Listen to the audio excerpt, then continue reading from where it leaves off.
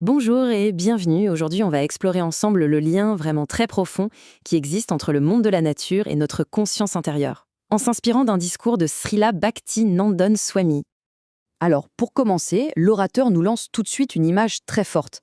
Pour les sages d'autrefois, la forêt, ce n'était pas juste un endroit où se retirer. Non, c'était bien plus que ça. C'était un véritable partenaire de vie, un écosystème vivant avec lequel il cherchait une union totale. Une sorte de mariage, en fait. Ok alors, première grande idée à explorer, comment est-ce que cette connexion physique avec la nature peut nous nourrir spirituellement?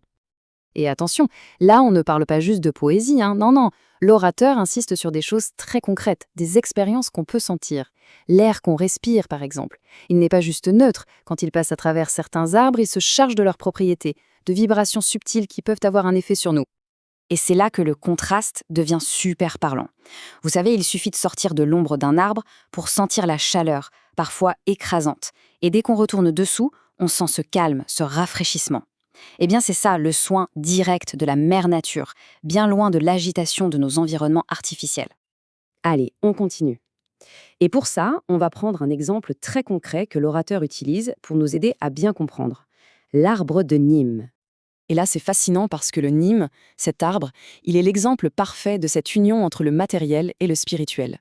D'un côté, on connaît ses propriétés physiques, c'est un super désinfectant. Et de l'autre, il a une signification sacrée très profonde. Son bois est même utilisé pour sculpter des déités. C'est dire le lien. Mais la leçon ne s'arrête pas là. C'est même le contraire. L'orateur va chercher une leçon hyper puissante, non pas dans la vie de l'arbre, mais dans ce qui peut le détruire de l'intérieur. Voilà la question qui sert de passerelle en fait. On quitte le monde extérieur, le monde des arbres, pour plonger directement à l'intérieur de notre propre esprit, grâce à une métaphore vraiment saisissante. Bon, avant d'aller plus loin, il faut bien comprendre comment ça marche, un verre à bois. Son action, elle est sournoise. Il ne détruit pas le bois de l'extérieur où tout le monde peut le voir, non, il le ronge de l'intérieur, petit à petit, en silence, jusqu'au moment où toute la structure devient complètement fragile. Et c'est là que la métaphore prend tout son sens. C'est une image tellement juste de ce qui se passe à l'intérieur de nous. Ces vers du karma, comme ils les appellent, ce sont nos mauvaises habitudes, nos émotions négatives. Elles nous rongent de l'intérieur, sans qu'on s'en rende forcément compte, et nous laissent finalement creux, vides de toute substance spirituelle. Ok, donc on a vu comment notre monde intérieur peut être rongé. Maintenant, le discours nous emmène encore un cran plus loin. On va s'interroger sur la nature même de la réalité. Est-ce qu'elle est vraiment si objective qu'on le pense? Alors là, attention, c'est une idée assez vertigineuse. L'orateur suggère que le temps et l'espace, en fait, n'existent pas en dehors de nous. Ils n'existeraient pas sans une conscience pour en faire l'expérience. Ce ne sont pas des cadres extérieurs, mais des réalités qui prennent forme à l'intérieur de notre conscience. Et c'est là qu'on fait un parallèle assez incroyable. On nous dit que la science moderne, comme la physique quantique, qui découvre que l'observateur influence ce qui est observé, eh bien, elle ne fait que redécouvrir une sagesse que les yogis connaissaient déjà depuis des millénaires, pas par des équations, mais par l'expérience directe.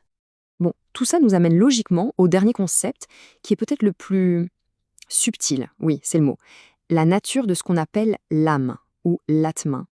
Voilà un paradoxe intéressant. Comment quelque chose peut-il transporter une charge, le karma, à travers différentes vies, sans être lui-même affecté, sans être sali par cette charge? Comment est-ce possible?